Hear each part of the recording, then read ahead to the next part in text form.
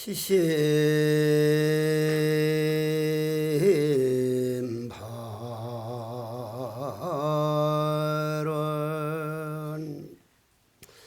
대자대비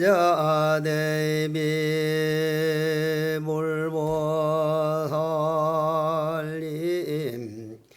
이홍제사에 내려오셔서 능엄경청법 대중들과 오늘 49제를 모시는 평산유인 신법원화 영가를 위하여 증명하시고 혼념하여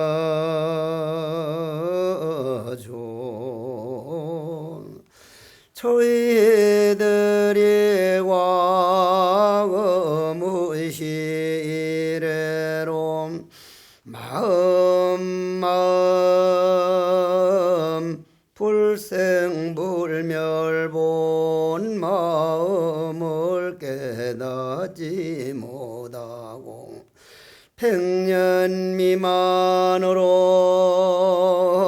잠깐 동안 빌려 쓰는 이 몸을 하라고 잘못 생각하여 번뇌망상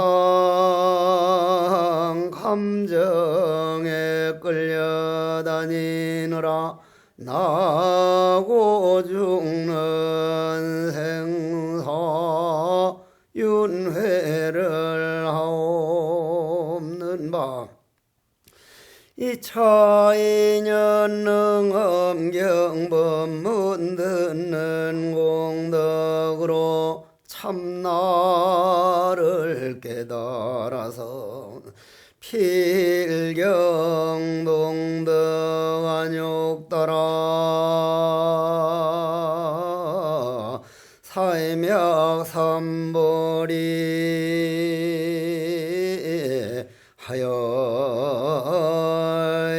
하여지다나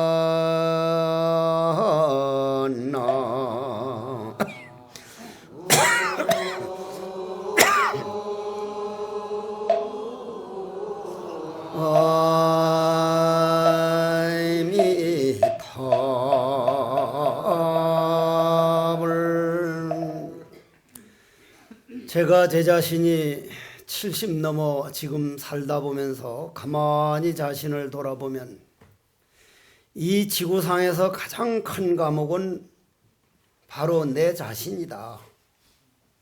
내 자신이라는 감옥에 갇혀서 한평생 그 감옥을 벗어나지 못한 채로 죽어가는 사람이 참 많구나 하는 생각을 아주 많이 하게 됩니다.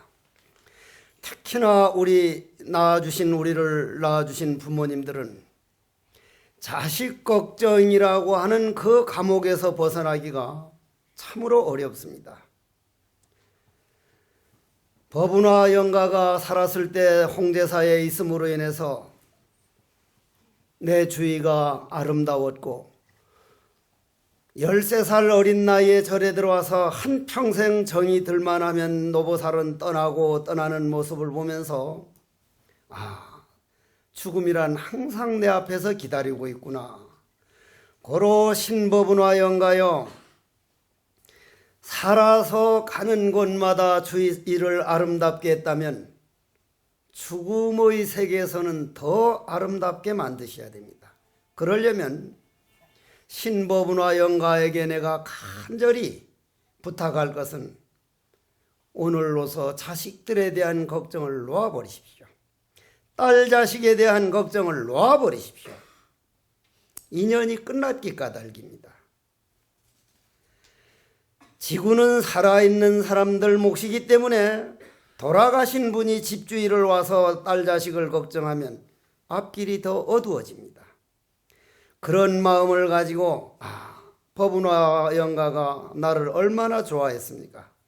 그러한 스님이 간절히 부탁드리는 것이니 오늘 본문을 한번 잘 듣고 그렇구나, 내 할 일은 다 끝났다. 내가 나 자신이라는 감옥에서 훌쩍 벗어나서 훨훨 자유를 찾아갈 때 자식들도 앞길이 자유로워진다 하는 그런 말씀입니다. 부처님께서 우리들에게 고고정령 말씀하시기를 온갖 충생들이 과거 전생으로 오늘날에 이르도록 귀로 들리는 소리와 눈으로 보는 모든 모양을 따라다니느라 나고 죽는 생사윤회를 얼마나 헤매였던가. 중생이 본질, 우리들의 생명의 본질은 청정하고 공정영지하여 항상 저 허공성인 것을 깨닫지 못한 까닭으로 바깥의 대상에 끌려서 얼마나 감옥 속에 갇혔던가. 이제 바깥의 모든 대상이란 내 마음에서 비춰진 그림자를 임을 깨달아서 생사윤회 벗어나지다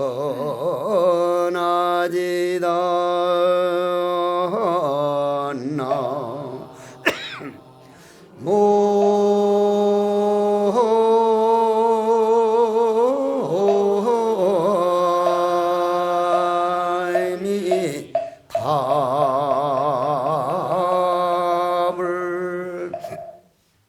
부처님께서 이렇게까지 눈에 보는 모양에 속지 마라, 귀에 들리는 소리에 속지 말라 그래도 저는 지금도 속습니다. 저녁에 엊그제 중국 가가지고 숫자가 좀 많다 보니까 기차 탈 때나 비행기 탈 때나 아주 복잡하던데, 염소 새끼도 100마리를 몰고 달리면 신경 쓰는데 사람은 100마리가 아니라 100명이 넘어가다 보면 사람 몰고 다니기가 더 어려워. 염소 새끼는 소리를 지르면 딱 그냥 듣는데 사람은 지고집이 있어가지고 막 어디 그냥 구경하러 자기가 주면 가서 이제 못 찾는데, 다행히 소문나기를 해국 스님 따라다니는 신도들은 기본이 완벽하게 갖춰져서 그런 일이 한 번도 안 일어난다 했는데, 이번에도 역시 그렇게 참 잘들 다녀주셔서 늘 고맙게 생각하는데, 그 원인이 무엇이냐면 우리가 눈에 보이는 모양 하나로 인해서 얼마나 큰 잘못을 저지르는가를 깊이 생각을 안 하고 삽니다. 잠깐 여러분들이 다 알고 있는 영국의 실화를 한번 말씀드리라면, 그 유명한 영국의 왕자가 자기 장인한테서 아주 특출한 사냥개를 하나 선물 받았는데, 그럼 이 왕자는 날마다 사냥하는 걸 좋아해서 결혼해서 아들을 하나 낳아가지고 그 아들을 그렇게 귀여워하면서도 사냥 갈 때만큼은 내 갔다 올게 해서 나가는데, 나팔을 불면 사냥개라는 개는 그 나팔 소리를 듣자마자 창보다 뛰쳐나오는데, 자기가 가장 아끼는 장인한테 선물 받은 사냥개가 그날 아침엔 안 나온다 이 말이야. 나팔을 2번 불어라. 2번에도 안 나와. 3번 불러도 안 나왔어. 왕자가 머리에 뿔이 날 대로 나가지고 그냥 갔다 이 말이야. 가서 사냥도 제대로 못하고 와보니까 자기가 애끼던 사냥개가 피투성이가 돼서 자기를 마중을 나오거든. 안 그래도 화가 잔뜩 나 있는 데다가 그러니까 사냥개가 막 꼬리를 흔들면서 이제 자기를 안내하는 것 같아서 화가 날 대로 나가지고 갔는데, 자기 애기 있는 방으로 데려간다 이 말이요. 자기 아기 있는 방으로. 그 아들을 지금 이제 1살짜리인데 얼마나 귀하는데 아기가 이불 위에 없어 요람에. 자기도 몰래 이놈이 그냥 잡아먹었구나 싶어서 칼로 그냥 사냥개를 확 찔러 죽였는데 딱 죽으면서 개가 눈을 이렇게 자기를 보면서 눈물을 흘리면서 죽어가는데 보니 저쪽에서 아기 울음소리가 나. 거기 보니까 이쪽에 늑대가 한 마리 죽어 있어. 늑대가 아기를 잡아먹을 걸 알고 늑대 들어온 걸 알고 나팔 소리를 그렇게 불어도 안 가고 그 아기를 지키고 있었던 거예요. 왕자랑 다 가버리고 나니까 늑대가 들어오니까 늑대하고 그냥 사력을 다해가지고 늑대를 잡아 죽이고 아기는 이쪽으로 물어서 이제 옷에 물어서 이쪽으로 피신시켜 놨다. 그 사냥개가 그 아기를 살린 거예요 결과적으로. 근데 사람은 어떻게 했어? 피투성이 된 모습 보고 그 자기 그 혈육을 살려준 그걸 모르고 그냥 칼로 찔러 죽였단 말이에요. 옆에 보니 늑대가 죽어 있거든. 그때 알아차린 거예요. 이 눈도 눈이란 말이냐면서 그 개를 업고 가서 돌탑을 세우면서 인간들이 개보다 낫다고 할 요만한 것도 없다. 이 내 사냥개는 내 아들을 살리고 내가 찔러서 죽였다고 가는 사람 오는 사람들이 나에게 돌멩이 하나 던지는 요량하고 여기다 돌 하나씩 올려달라 해서 그 개무덤에 내가 갔다 왔어. 큰 돌탑이 됐어. 우리는 그만큼 우리 눈에 보이는 모양에 속습니다. 내면적으로 빠지면 내 아들을 살리기 위해서 그 나팔 소리가 들어도 끝까지 그 애기 지키느라고 안 나갔고 그 늑대와 자기 생명을 다해가지고 싸워서 애기를 지킨 그런 것은 눈으로 안 보이고 피투성이 되고 자기 말 안 듣고 나팔 불어도 안 나온 그것만 딱 보인다 이 말이에요. 그 사람 탓할 게 아니라 내가 살아온 생활을 가만히 돌아보면 나는 내 눈에 보이는 모양에 얼마나 속았던고, 내 귀에 들리는 소리에 얼마나 많이 속아왔던고. 그래서 부처님은 왕의 아들로 태어난 사람입니다. 물론 큰 나라는 아니에요. 카필라국이라고 하는. 그래도 인도는 조그마한 나라라 해도 우리나라보다 그러한 절대 권력을 놓아두고 출가를 해서 과연 사람이 눈에 안 속는 법, 귀에 안 속는 법, 그러다가 그분은 뭘 깨달았습니까? 지금 허공은, 제가 이번 중국을 가보니까 중국 허공은 내 거라고 해서 측량해서 허공을 내 거라고 하는 사람이 없습니다. 바람이 불어오고 불어가고 그물에 걸리지 않는 바람처럼 허공은 사람들이 비행기 항로를 해가지고 이쪽으로 가자 저쪽으로 가자 해도 허공은 지배할 수가 없어요. 내 거니 네 거니 할 수가 없습니다. 그럼 미국 허공이든 중국 허공이든 인도 허공이든 한 허공이라 이건 내 거요. 여러분들 거요. 그래서 제가 늘 드리는 말씀이 인간들이 자기 사는 아파트를 고마워할 줄도 알고 부모를 고마워할 줄도 알고 자식을 고마워할 줄도 알지만 허공에 대해서 진심으로 고마워하는 사람이 너무 드물다. 그 허공이 있어서 우리는 집을 지을 수 있고 그 허공이 있어서 걸어 다닐 수 있고 허공이 있어서 우리가 숨을 쉴 수 있는데 허공이 우리를 받아주고 허공이 우리 본질인데 본질은 놔두고 집이 크다 작다 산이 높다 낮다 그러한 우리 눈에 보이는 모양에 얼마나 많이 속아왔으면 부처님께서는 저 허공이 모든 삼라만상을 받아주듯이 우리 마음도 허공성이다. 조금도 다를 게 없다. 다만 허공은 즉 이 지혜가 없고 우리 마음 공성은 지혜가 있을 뿐이지 허공과 우리 본질은 둘이 아니다. 다만 지혜가 용으로 나타나냐의 차이다. 그러면 여러분들이 여기에 이제 물컵 뚜껑이 하나 있습니다. 딱 또 있으면 이게 뭡니까? 그러면은 오늘 법운화 영가가 저기에서 스님 그 물컵 뚜껑 아닙니까? 하지만 이 법운화 본질을 내버려두고 돌아가신 한 줌 재가 됐던 한 줌 흙이 됐던 무덤에 가가지고 이게 뭡니까 하면 법원에 대답해요 못해요? 대답 못해요. 그러면 이 몸뚱이가 내가 아니라 여기 와서 대답할 줄 아는? 그게 나요. 물론 그것도 참나는 아니에요. 우리 습관 이뭉쳐서 그것이 우리 몸 안에 있을 땐 정신이라 그러고 그 정신이 나가면 귀신이라고 하기 때문에 귀신과 정신은 하나요. 내가 바로 귀신이요. 여러분들이 귀신이고 다만 몸뚱이 움직일 땐 정신이라고 하는 것뿐이지. 그러면 이게 물컵이다. 물컵 뚜껑이다.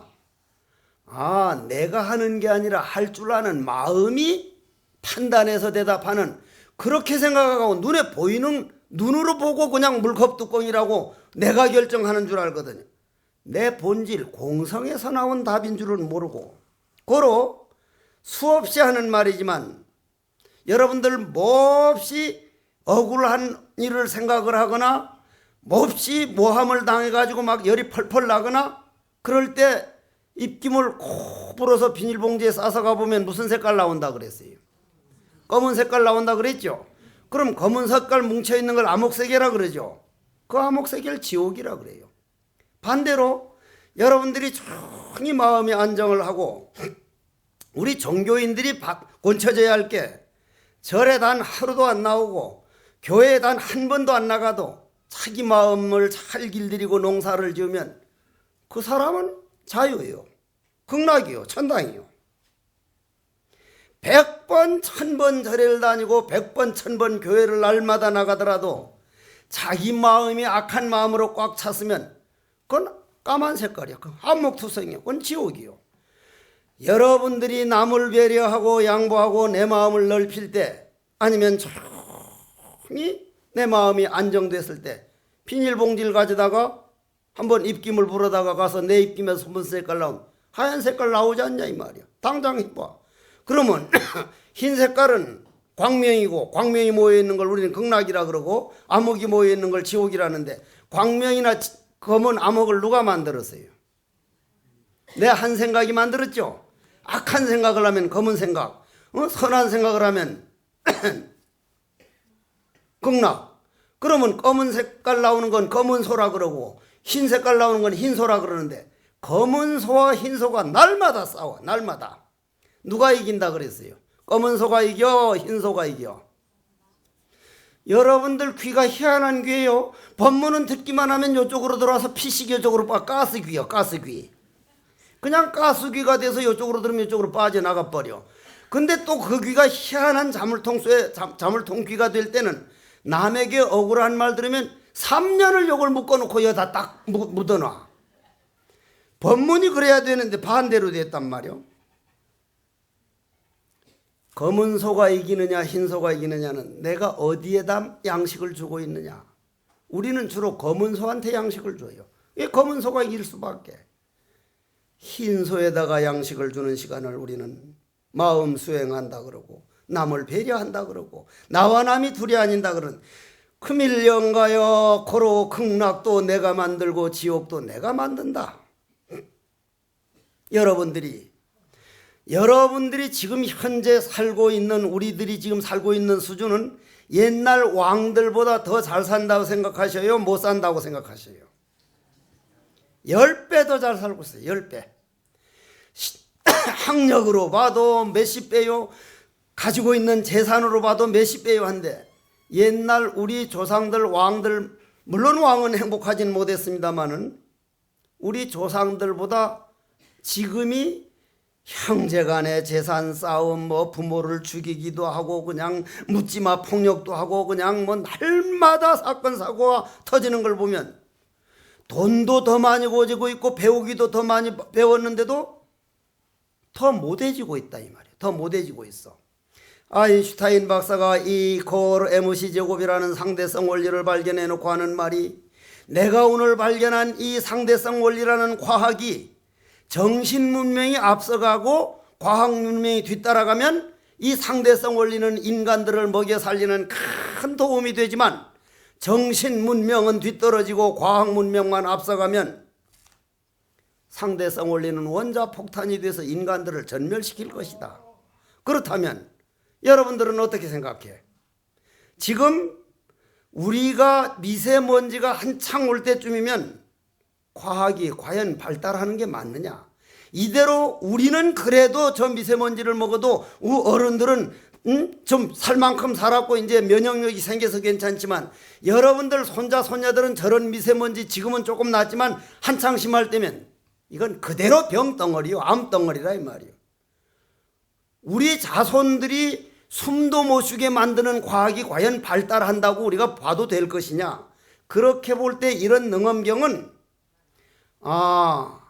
우리가 너무 편한 대로만 쫓아가느라고 정신문명을 뒤처져 가지고 조상을 고마워할 줄 모르고, 오늘 아침에 여여 법우나 보살 자녀분들이 다 와가지고 인사를 하면서 종교가 다른데도 우리 주지 스님이랑 여선행이랑 따라와가지고 하는 말이, 조금 더 예식에 다름없이 어머님을 향한 그게 참 아주 모범입니다 하는데, 인간들에게만 네 종교 내 종교가 있고지, 대학에 법대가 있고 의대가 있고 공대가 있어야 종합대학이 되듯이 정신적인 대학은 나는 불교만이 아니라 이슬람교, 기독교, 무당 모든 게 전부 다 우리는 한 지구라는 배를 타고 가기 때문에 고로 모든 것은 내 마음이다.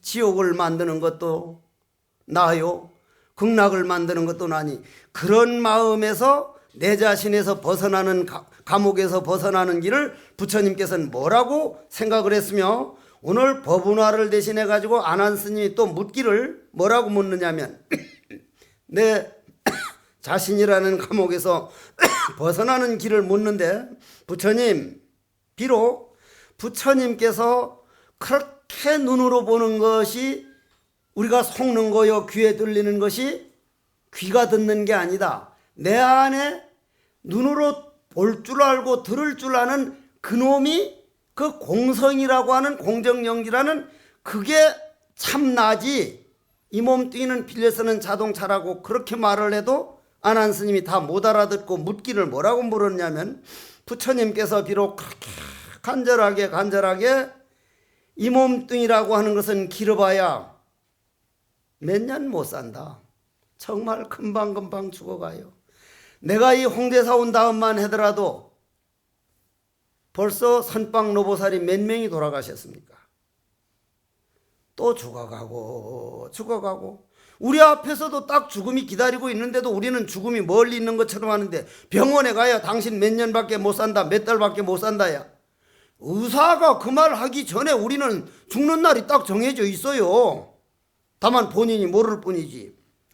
그런 죽음의 그 문에서 벗어나야 된다고 그렇게 부처님께서 말씀하셨지만, 세간 사람들은 그 죽음의 문을 뛰어넘는 법을 아직도 모르고 있습니다. 솔직히 말하면 저도 마음의 안정을 찾아서 편안한 듯 알았지만 생사자제하는 데를 들어가지를 못했습니다. 부처님께서 그렇게 말씀해줘도 못 알아들어서 답답하기는 합니다만, 부처님 한 번 더 또 말씀을 좀 해주십시오. 부처님도 답답하긴 했을 거요. 말을 해줘도 못 알아듣고 그러면 제가 이제 스티븐 호킹 박사가 우리나라에 강의하러 왔을 때 신라 호텔에서 했는데, 그 양반이 화이트홀에 대해서 강의를 한다길래 일부러 갔거든요. 가서 들어보니까 한글로 통역을 해서 말해주는데 거의 못 알아들어. 한 30% 정도밖에 못 알아듣겠어. 그래 같이 간 박 교수님 보고, 그 양반 물리학 교수니까, 교수님은 얼마나 알아들을 수 있대요? 나는 한 30%도 못 알아듣겠으면. 아이고 스님 30%는 알아들으니까 저는 10%도 이해 못 하겠습니다. 그럼 내 잘못이요, 스티븐 호킹 박사가 말을 잘못한 거요? 내 잘못이요. 그게 어렵다고 해가지고 그거를 아무도 안 듣고 내버리면 우리는 초등학교 수준이 머물러야 돼. 냉장고 만드는 법도 뭐 자동차도 하나도 못 나왔을 거예요. 과학이라는 게, 우리가 과학 빼버리면 이 옷도 과학에서 나온 거고 모든 것이 과학인데요, 시계도 과학이고. 알아듣지 못한다고 그냥 주저한 게 아니라, 과학자들은 그 앞에 그 다음을 위해 가지고 계속 나가줬기 때문에 우리나라가 세계 과학국가란 말이요. 지금 우리나라 사람처럼 머리 좋고 과학이 앞서 있는데도 그걸 제대로 못 써먹고 노벨 물리학상, 과학상 하나 못 받는 나라는 아마 정말 억울한 일인데, 그건 역대 우리나라 정책이 일관성이 없어가지고 과학적으로만 갔으면 세계 우리가 지금 5, 6위까지 올라갔을 거예요. 워낙 머리가 좋으니까. 세계가 IQ 100 평균 105 이상 된 나라는 우리나라가 유일해요. 그 다음이 이스라엘이고 그 다음이 독일이고. 그러면 과학 문명이 못 따라가더라도 앞서줘야만 이런 고급 문명이 나오듯이 우리 정신 문명도 부처님께서 못 알아들어도 계속 이렇게 내 본질에 대해서 나가는 것은 언젠가는 생사윤회에서 벗어나는 길을 알아주길 바라서 부처님이 한번 다시 말씀하는 거 들어보십시오.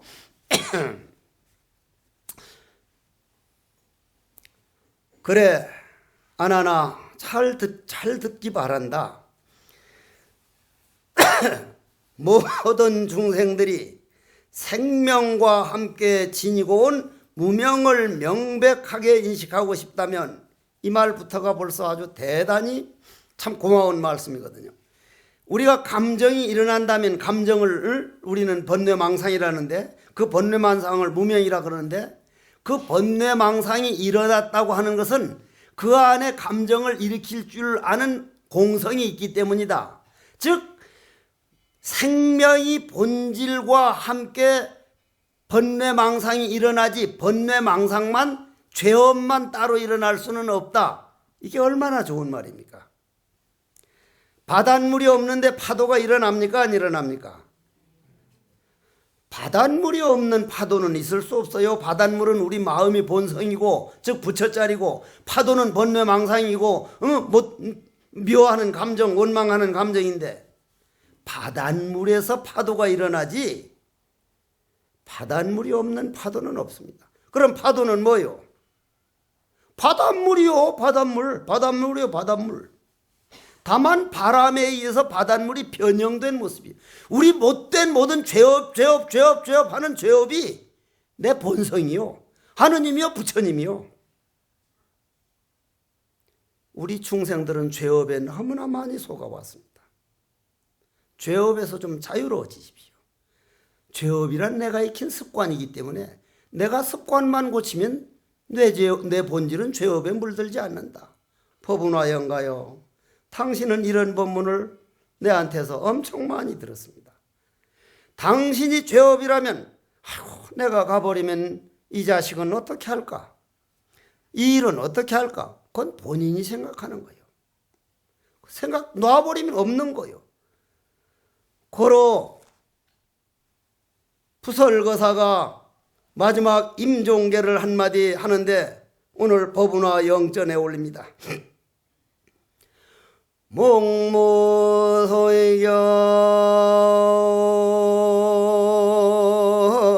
무분별이요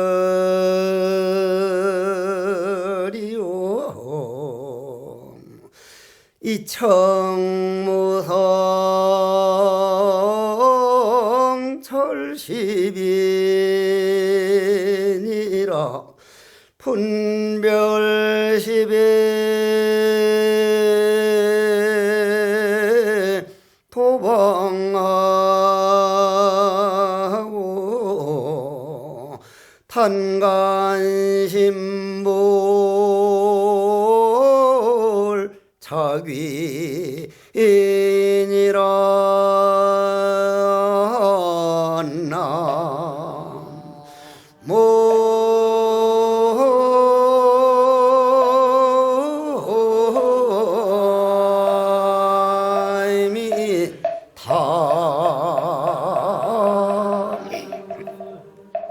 이번 중국에 갔을 때 어떤 거사님이 그래요. 스님, 날 보고, 예, 그러니까 저 중국 스님들 저쪽에서 화투 치고 있습니다. 그때까지는 내가 참았어. 조금 있더니 그 다음 절에 가가지고는 스님 왜 그러냐니까, 저쪽 요쪽으로 들어가 보십시오. 절에서 닭다리를 뜯고 있습니다. 거사님 눈이 참 희한해요.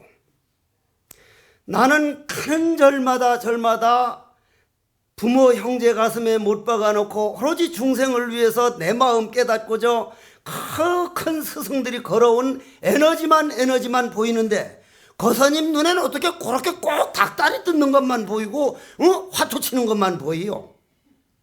그 눈으로 보는 걸 제대로 봤다고 믿으면 안 됩니다. 일체 그런 건 보지를 마십시오. 눈으로 100가지 1000가지를 봤다 하더라도 나는 어떻게 소화하고 있는가? 바로 소화를 해보면 모든 스승들이 걸어간 에너지를 안 느낄 수가 없습니다. 법은화 영가여, 눈으로 보는 세계를 놓아버리고 귀에 들리는 소리를 놔두고, 그러면 분별이 딱 끝납니다. 이승과 저승이. 생명에는 이승과 저승이 없구나. 허공은 나고 죽는 게 아니구나. 신라 때 허공이나 고려 때 허공이나 지금 허공이나 말년 후에 허공이나. 본질은 고로 빅뱅이라는 것은, 나는 과학자들하고 얘기할 때 빅뱅이 이 지구라고 하는 게 어느 날 갑자기 압축된 한 점이 빵 터져서 지금도 확장되고 있는 중이라는데, 과학자들 보고 내가 하는 말은 나는 날마다 빅뱅을 본다. 아침에 자다가 딱 눈 떴을 때 온 세계가 나온다. 온 세계가 창조가 된다. 온 소리가 창조가 된다. 깊은 잠 속에서 나는 그 세계가 없다. 아침이면 눈 뜰 때마다 빅뱅이요. 새소리 들릴 때마다 빅뱅이다. 한 번 잊고 말아버린 빅뱅은 빅뱅일 수가 없다. 영원한 것이다. 고로 분별 시비를 도방하라.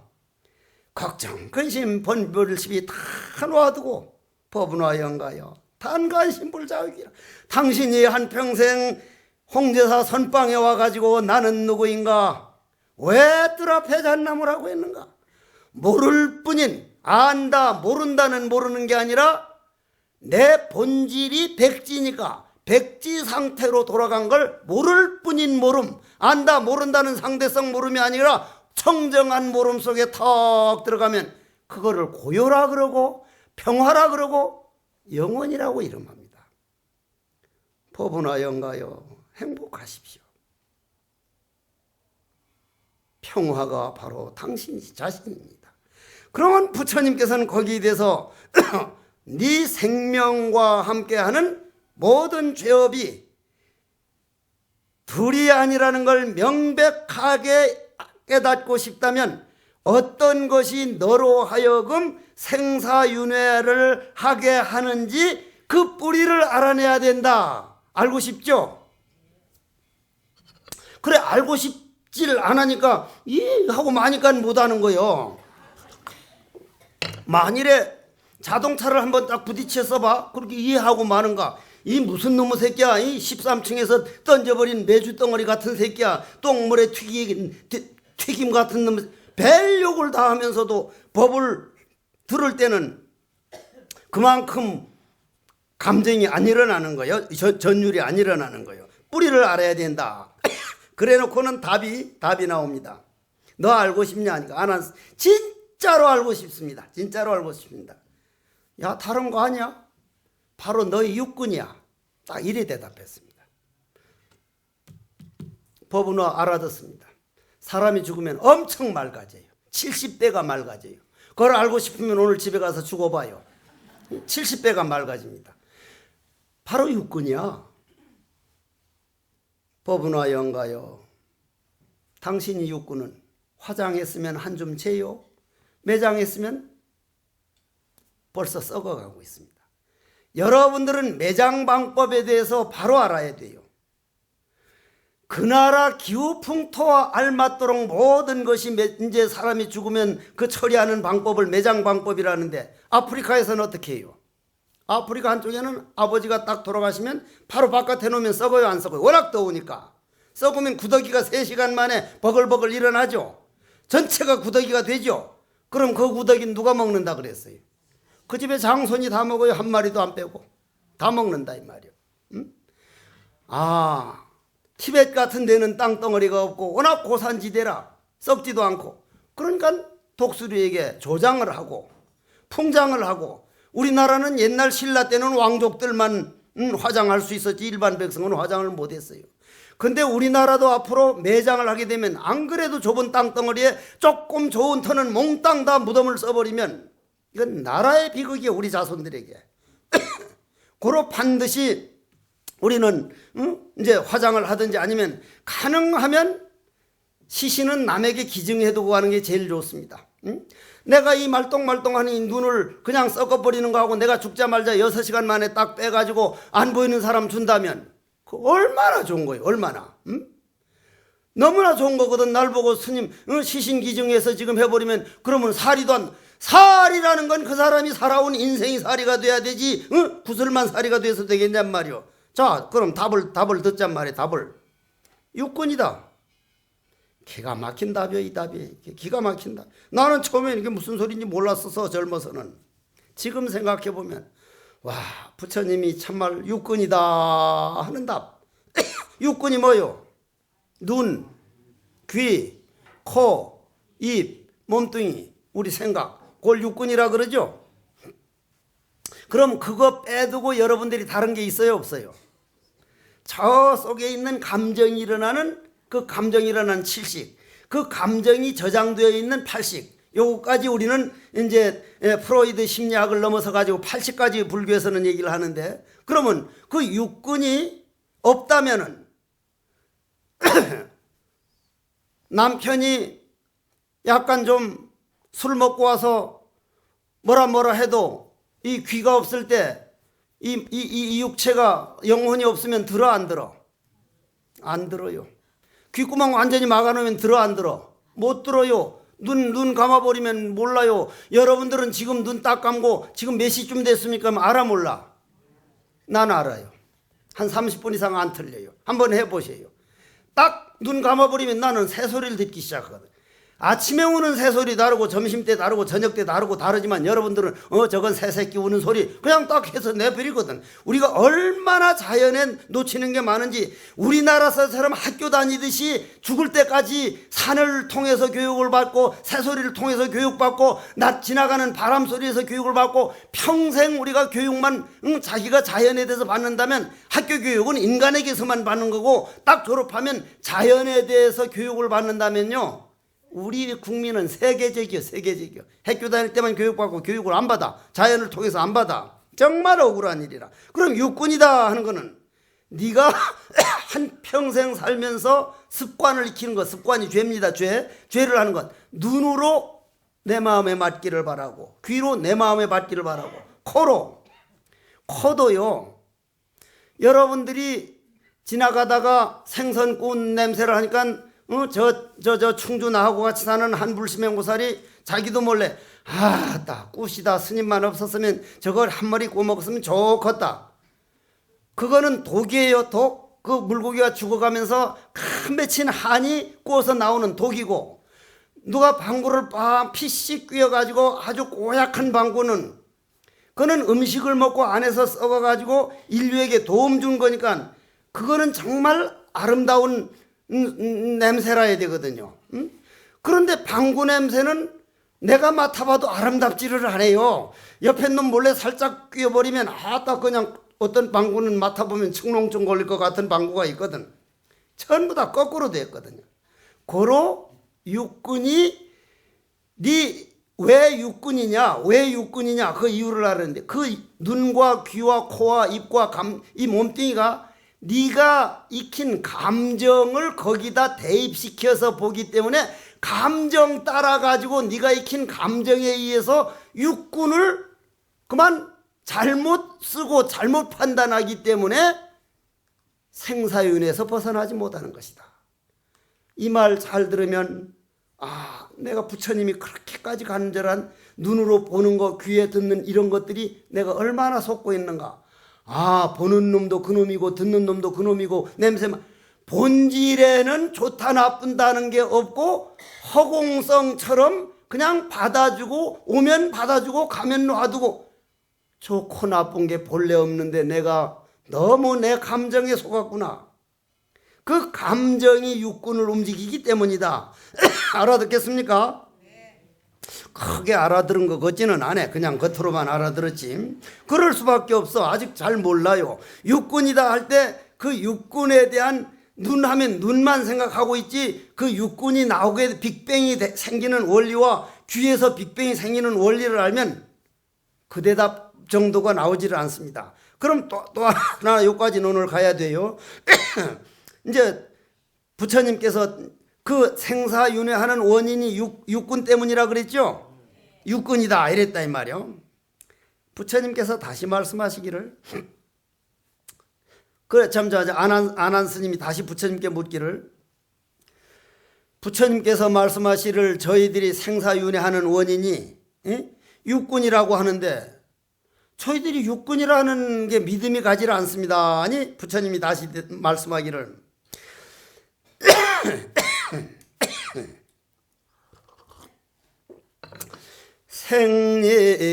생리기는 육근과 자연계의 각종 물리 성능은 동일한 근원으로 발생한 것이라. 그러므로 결박과의 다른 근본체 성상 결코 두 가지가 아니라 이 분별의식의 성능은 잠시 허망한 현상으로 바닷물에서 일어난 파도와 같은 것이라.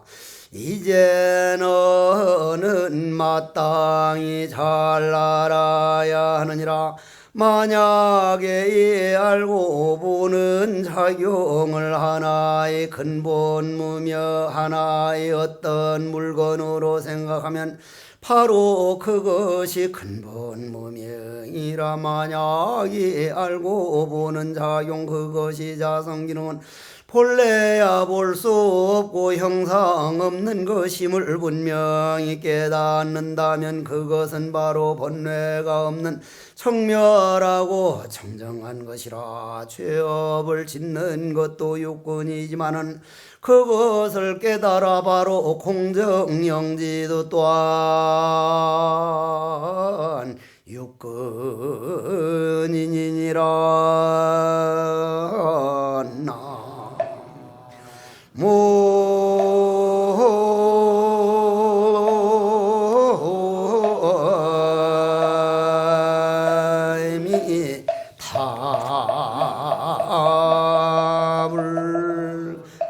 초등학생이 국어법 하나 배울 때 오로지 거기 매달려야 되고, 어머님이 애 하나 키울 때 10달 동안 거기에 매달려야 되고, 모든 것은 자기 인생을 바쳐야 되는데 하물며 내 본질 나는 누구인가를 할 때 죄업을 짓는 것도 육군이요 깨닫는 것도 육군이다 하니 부처님 말씀을 딱 들을 때 이건 콱 막혀야 됩니다.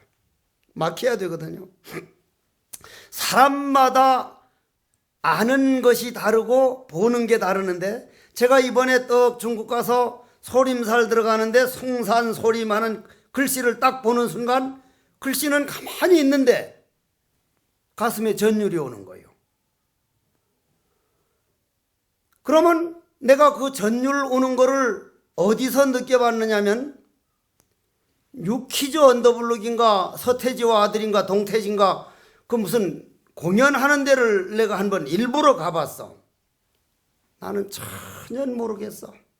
뭐 샤발라 하는데 뭐 당체 전율도 안 오고 뭐 당체 뭐 안 오는데 한 5분이나 10분쯤 되니까 여고생들이랑 땡들이 막 그냥 오빠 하고 소리를 지르기 시작하더니 내일을 입고 벗어 던지는 걸 봤어. 전율이 온 거 아니야, 전율이. 내가 전율을 느끼는 세계와 쟤들이 전율을 느끼는 세계가 전혀 다르구나. 그럼 내 전율과 그 전율은 둘이 아니. 그게 못하고 이게 낫다고 보면 인생은 벌써 불평등이요. 지옥과 극락이 나눠지기 시작한다. 그리고 우리는 육군이란 이 말에서 모든 게 평등이구나. 눈에 볼 때 눈에 보는 걸로 대상을 끌려가지 말고 보는 놈이 누구인가? 내가 어떻게 판단하고 있는가? 이걸 내가 어떻게 소화하고 있는가? 이렇게 돌아가면 보는 데 끌리는 게 아니라 내 자신으로 돌아온 거요. 바로 화두가 되는 거예요.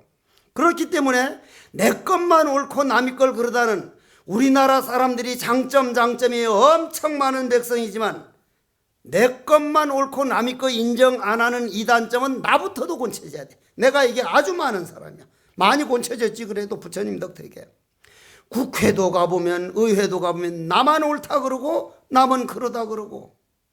우리나라는 임진왜란을 겪은 나라요, 병자호란을 겪은 나라요, 정유재란을 겪은 그런 엄청난 사건을 겪고 나서도 내 것만 옳고 남의 거는 그러다고 상대방을 인정 안 해가지고 결국은 쳐들어오도록 만드는 사색당파가 지금 국회에서 그냥 벌어지고 있어. 그냥 내 것만 옳을 수가 없어요. 상대방이 오빠 하면서 던지는데 나는 그 노래 불러서 전율이 오는 게 아니라 저기에서 전율이 일어나는 그 불꽃을 보고 전혀 내 마음에 안 일어나지만 저럴 수도 있구나. 저 사람이 볼 때는 내가 숭산소림이라는 글씨를 보면서 약간 심장이 고동이 빨라가면 저 새끼 이거 약간 도는 놈이구나. 이 지구상에 일어나는 모든 것은 생명입니다. 온통 옳지 않은 게 없다 이 말이요. 그렇게만 여러분들이 받아들이고 다만 내 남편, 내 아들, 딸, 내 가족에게 만족하지 못하는 건 내 감정을 따라간 것이다. 내 욕심을 따라가서 욕심 채우려고 한 때문이지 모든 건 생명의 움직임이다. 이렇게만 봐보십시오. 그걸 보여준 걸 화두라고 그럽니다. 그것이 어떠한 세계입니까? 그러니까 뜰 앞에 잣나무니라. 왜 뜰 앞에 잣나무라 했을까? 바로 끊어져 버렸잖아. 고요. 너다 나다 옳다 그러다 없잖아. 모를 뿐인 그 자리인 우리 본질이요. 그래서 부처님께서는 여기서 한 가지만 더 얘기합시다. 니체의 눈물이란 말이 있죠. 알아야 대답을 하지 뭐. 아는 분들이 있겠지. 많이 있겠지. 니체가 하루는 당나귀지. 우리나라 같은 말이죠. 말에다 짐을 잔뜩 싣고 본래 말에는 약 60kg이 정량입니다. 이쪽 어깨에 30kg, 이쪽 어깨에 30kg. 60kg를 가지고는 꾸준히 걸을 수 있어요. 조금씩 쉬어주면서. 그런데 80kg가 넘어가면 일어나지를 못해요. 니체가 하루는 떡 가다 보니까 당나귀에 짐을 싣고 너무 많이 실어서 푹 쓰러지고는 일어나지를 못하니까 주인이 계속 두드리는 거예요. 일어나라고. 이제 당나귀가 일어나려다 쓰러지고 하니까 그 모습이 우스워 주위에서는 다 웃는데 니체가 지나가다가 당나귀 목을 부여잡고 한참 목 놓아 우는 거예요. 엉엉 우는 거예요. 엉엉 울어. 그래서 철학자들이 왜 니체가 그렇게 울었을까? 그걸 니체의 눈물이라 그래요. 왜 울었을까 했는데 당나귀가 불쌍해서 그랬을 것이다 하는데 지금 학자들이 이제 결론 내린 것은 데카르트를 통곡한 것이다. 데카르트라고 나는 생각한다 고로 존재한다고까지 한 그 수준까지 간 분이 당나귀나 말이나 강아지나 고양이나 모든 것이 이 괴로워서 고통하는 건 기계가 끼걱끼걱 움직이는 것에 불과하다. 그거는 영혼이 없다. 니체는 그 데카르트 그 때문에 인간과 짐승이 이렇게 차이가 나가지고 잡아먹어도 되고 저렇게 그냥 일어나지 못해서 하는데도 웃고 있다고 데카르트를 통곡한 눈물이다 그러는데 그런 차원에서 볼 때 부처님은 생명 아닌 게 하나도 없이 본 거예요. 심지어 저 적정동 울리는 풍경 소리를 여러분들은 전혀 생명 아니라 그러지만 저건 바람이라는 자체가 에너지예요. 뜨신 기운에서 찬 기운으로 옮겨가는 에너지이기 때문에 에너지와 저 쇳덩어리가 만날 때 적정동 저건 에너지지 생명이지 생명 아닌 건 하나도 없다 이 말이에요. 하물며 옳고 그러지 않는 본 생명을 우리는 얼마나 많이 놓쳤느냐. 여러분들이 가정살이 하면서 나만 옳다고 애들이 조금 뭐라 그래도 무조건 부모만 닮아야 된다고 때로는 나는 장애인들이 이렇게 지나가면은 사람들이 그걸 동정어린 눈으로 보면 진짜 웃기네. 내 마음 길들이지 못하고 내 마음을 넓히지 못하는 이게 장애지 자동차가 조금 덜거덩거렸다고 그게 장애는 아니요. 고로 모든 건 평등이다. 모든 것은 평등이다. 이 몸뚱이 약간 장애로 따진다면 내가 좀 작다면 큰 놈만 정상이 보고 작은 걸 자유라면 나보다 더한 장애인 사람이 어디 있어. 그런데 내 마음만큼 내가 뭐 그렇게 작게 쓰는 게 뭐요? 모든 건 본질인데, 본질은 내 몸뚱이에 갇혀 있는 게 아니라 우주에 가득 찬 그것이 나도 쓰고 있고 여러분들도 쓰고 있으니 너나가 없구나. 불평등 평등이 본래 평등이구나. 여러분들이 오늘 이러한 법만 정말 믿어 가진다면 눈으로 보이는 조금 못한 아들, 딸이든 남편이든 부인이든 저건 내 감정에서 받아들이는 잠깐 일어난 파도야. 바다는 평등이야. 이거 하나만 믿으십시오. 법운과 영가여, 당신은 오늘 기제사를 지내는 박혜영 영가도 이 법문 잘 듣고 정말 그렇다. 몸뚱이를 놔두고 자신이란 감옥에서 벗어났는데 자신이란 감옥은 바로 내 생각의 감옥, 영혼이 감옥이었구나. 그 생각이라는 영혼에서 훌떡 벗어나면 공성연기더라. 모든 중생은 부처였다는, 모든 중생의 본질은 부처라고 하신 부처님에게 고마움을 올리며 오늘 법문을 다시 끝내겠습니다. 사실은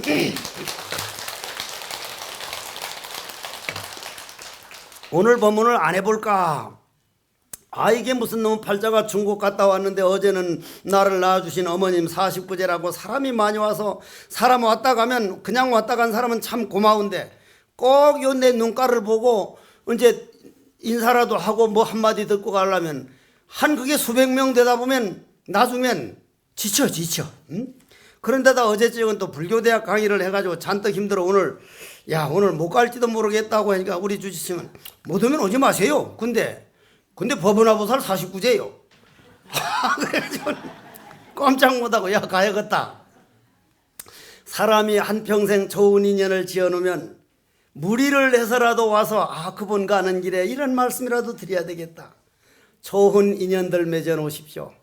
단 한 가지 내가 시계를 잘못 봐서 12시까지 하기 때문에 4분이 남았는데 여러분들에게 하나 부탁할 것은 죽음이 아름다워야 돼요. 몸 아파서 발발 떠는 게 아름답지 않은 거예요. 아프면 아이고 하다 죽는 건 그건 아무렇지도 않은 거예요. 다만 야들아, 내가 죽거들란 이렇게 너무 울지 말고 나를 위해서 너희들이 가톨릭 교회이면 주 기도문이라든지 불자라면 좋은 법구경이라든지 아니면 발언문 한 번만 읽으면서 아버지 어머니 이리 했던 것은 아버지 어머니께 미안합니다. 정말 이 자리를 위해서 잘못을 용서를 빌고자 합니다. 그 한마디만 좀 해줘.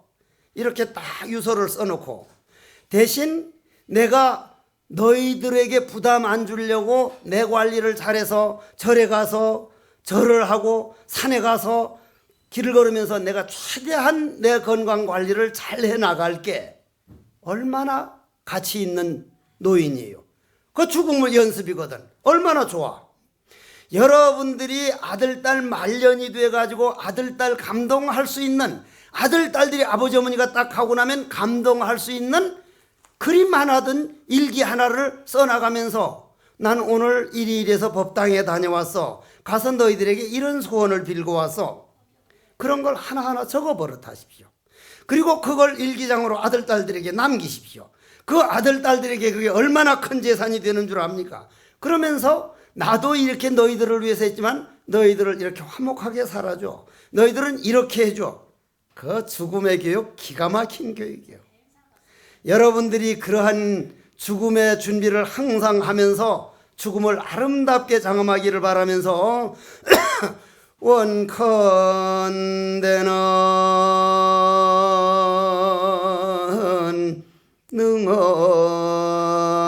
능엄경법문 들은 공덕 참나란 누구런가 모든 죄의 비란 바다에서 일어난 파도와 같은 것이라. 모든 감정의 바람만 잠재워버리면 파도란 죄업은 본래 바닷물이라는 나의 본성이니 금일 대중들은 죄업에 묶여 사는 감옥을 벗어나서 죄업에서 자유로운 대자요 화두가 되어 필영정가